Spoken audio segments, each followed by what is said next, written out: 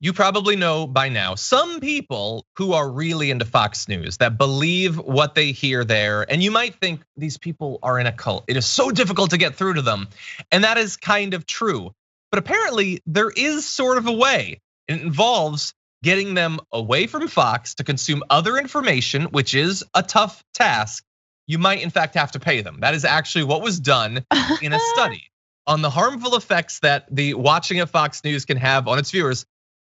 These scientists literally paid them to watch other news for a month.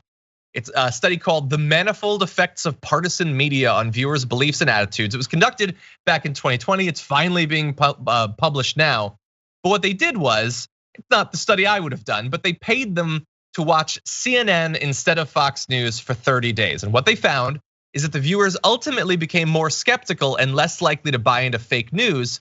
The early impacts after just 3 days show that the viewers were already starting to change. Individuals in the treatment group know more information flattering to the liberal side of a story on events that CNN predominantly covered, and know less information flattering to the conservative side of a story on events that Fox News predominantly covered. You might not be shocked by that. Here's an example of what they mean. CNN provided extensive coverage of COVID-19, this is back in 2020, which included information about the severity of the crisis and poor aspects of Trump's performance in handling it. Fox News covered COVID-19 much less, you might recall. The coverage it did offer provided little of the information that CNN did. Certainly, they weren't criticizing Donald Trump. They were minimizing in the minds of their viewers how serious it was. That is obviously wrong. After just 3 days off of the Fox News diet, people started to understand what was really going on. And that is fantastic, even if it took literally paying them to make it happen, Francesca. Let's keep doing it, keep paying them. If we all pool our money, I mean,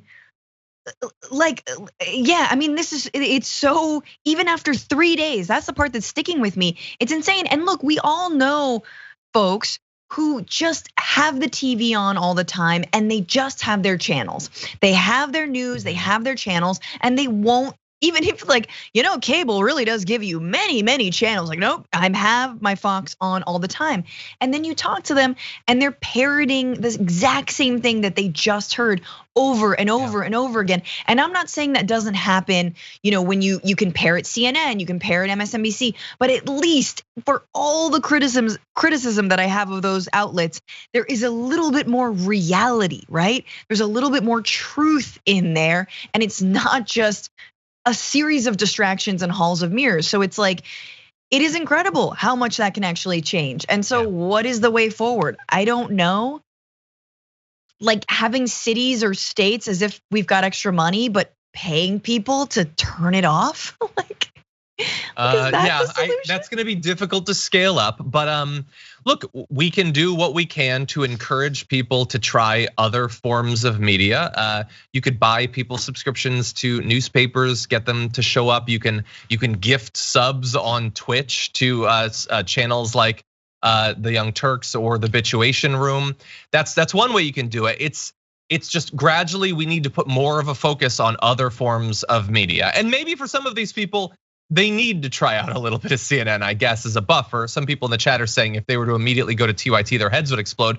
But honestly, I've heard from many conservatives who've been like, I never doubted what I was hearing, and then we discovered TYT, and now I think totally differently. I didn't even know that this sort of thing was possible. So definitely try it. But I want to give you one more really fascinating detail here. It isn't just that after only a few days, they started to understand things that had been hidden from them.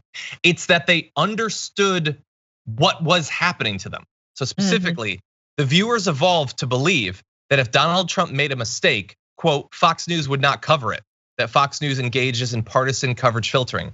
It's not just that they had new information, they had new meta information about the Fox News strategy itself, which isn't really about what they're covering. What they're covering is bad, has tons of bad effects. It's really more about what they're not. Fox News isn't just the footage, it's a block on information. It's an opportunity cost. You watch that or Ben Shapiro or whatever, you have no idea what's happening in America.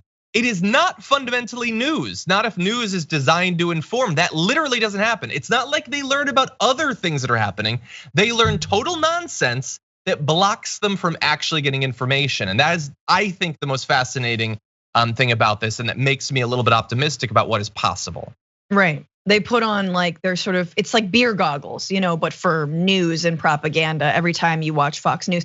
And because the other thing is, like, let's be real, like CNN is not actually all that critical of Trump. They have a bunch of Trump surrogates on all the time. So in that sense, although I hate it, they at least could see their otherwise ally maybe being stacked up against on a panel or having to answer for some of the things that on the other channel on Fox was being sort of uncritically, like just sort of swallowed hook, line and sinker, if at all addressed, as you were saying. So I think that's also interesting. I mean, I would love to see, honestly, like I think conservatives to TYT happens a lot. But for me, I'm like, what about the people who are just like MSNBC diet or CNN diet and they never try anything else? Kind of because they're scared, because they're like, I don't know, my worldview is my worldview. And if I started thinking systemically about stuff, I don't know, you know what I mean? I look, that has definitely been one of the goals. It's one of the reasons why back in the day we started, in terms of the presentation of the show, trying to make it a little bit more like it. Like we started doing these little like lower thirds and stuff. Sure. We want to get in there and save some of the people who might not be hardcore conservatives, it might just be standard sort of centrist. They think they might not really be centrists or moderates, but they think that they're supposed to be. And so we've tried to get in there. It's almost like a virus, I guess, but one that makes you healthier. I don't know. I don't really understand science. Tricked you right there. But we just tricked you. See, do that? Anyway, let's get a billionaire to fund a version of this study that's 1,000 times bigger. Yes. How about that? Or fund us. Wouldn't that be great? Oh, anyway. Dude, let's make it George Soros. Can seriously, Soros, just please? If they're gonna claim it, could it at least be true? Dude's got so much money. Just give us like $1 billion. Come on. How many conservatives wouldn't accept a Soros check? Tell me right now. Yeah, no, Marjorie Greene would definitely accept that. We were talking on the pre-show this morning about how she's been doing all this criticism of Disney. She owns Disney stock, tens of thousands of dollars.